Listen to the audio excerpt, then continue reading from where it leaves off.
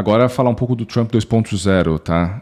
Falar um pouco de tarifa e imigração e um pouco de conclusões.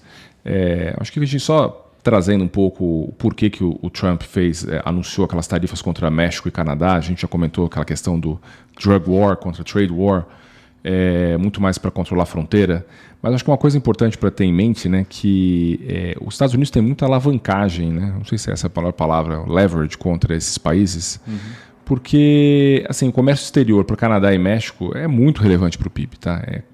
É tipo 2/3 do PIB depende do comércio exterior. Né? E daí, se você vai mais no detalhe, desse 2/3, boa parte dele trade com os Estados Unidos. Tá? 80% desse resultado do México depende dos Estados Unidos. Então, o México está numa posição mais frágil mesmo na negociação, o Canadá também. Né? Os Estados Unidos é uma economia muito maior, né? Tem um setor de serviços muito mais dinâmico, e hoje o comércio exterior representa ali 25% do PIB dos Estados Unidos. Então, você impor uma tarifa contra um país parceiro, e mesmo que haja retaliação, o impacto econômico para os Estados Unidos ele ainda é limitado. Tá? Então, tem esse estudo do Peterson Institute que mostra que, para o impacto no PIB, mesmo que os Estados Unidos imponham 25% de tarifa no Canadá e no México, 10% na China, com retaliação, o impacto no PIB dos Estados Unidos acontece, mas é aproximadamente meio ponto do PIB. Tá? Enquanto que no Canadá e no México, o impacto ao longo do tempo pode chegar a 2 até 3 pontos do PIB. Então, é muito diferente. Então, esses países têm o incentivo, sim, de cooperar com os Estados Unidos. A mesma coisa na inflação. Né? A inflação americana poderia subir 1 ponto percentual, faria diferença no mercado, mas Canadá e México é muito maior. Tá? Então, a minha sensação é que Canadá e México têm todo o incentivo de cooperar com os Estados Unidos. A China, eu acho que é menos, porque a dependência da China aos Estados Unidos é menor hoje do que foi no passado. A dependência do comércio internacional para a China no PIB também tem caído. Então, talvez a China seja mesmo o país que vai retaliar mais e que vai tentar impor um pouco mais de dor aos Estados Unidos. Agora, apesar do impacto não ser tão grande, eu acho que tem alguns efeitos secundários relevantes. Tá? São dois, basicamente. Primeiro é a questão de incerteza.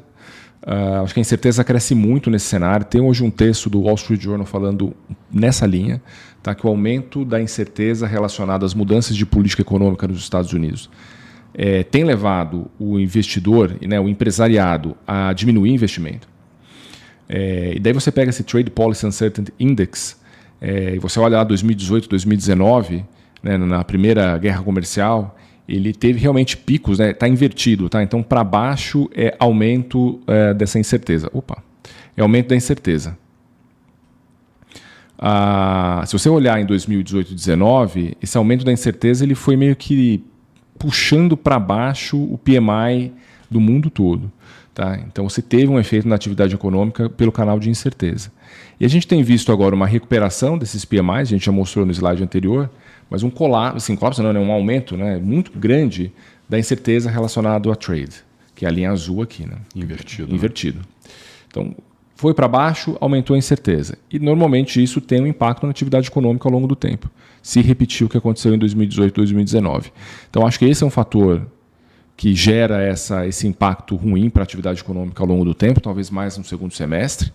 Tá? Outra coisa também para a atividade que chama atenção, esse gráfico aqui da esquerda embaixo, né, que é a demanda americana, né, o consumidor americano, quando você olha a quebra, né, do que ele está comprando, teve uma aceleração interessante em bens duráveis recentemente. Tá? E muito isso é antecipação. Os consumidores agora eles perceberam que tem uma chance grande dos Estados Unidos impor tarifas de importação, e que o produto, o bem durável que ele normalmente consome, vai ficar mais caro. Então ele está antecipando essa compra. É por isso que a gente já viu um PIB do quarto trimestre mais forte, especialmente pela questão de bem durável. Então você pode estar tendo você está trazendo o consumo do futuro para agora. Então, quando as pessoas já tiverem feito suas compras, o PIB do quarto tri vai ser forte, do primeiro tri pode ser forte, mas depois vai ter um efeito ressaca.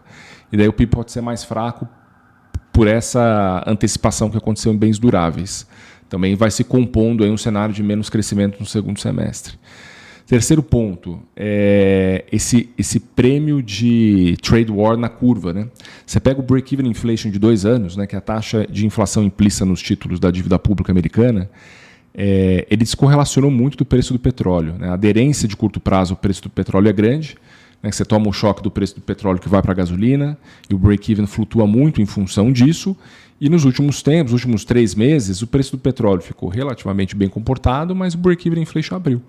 E muito disso é esse medo de tarifa.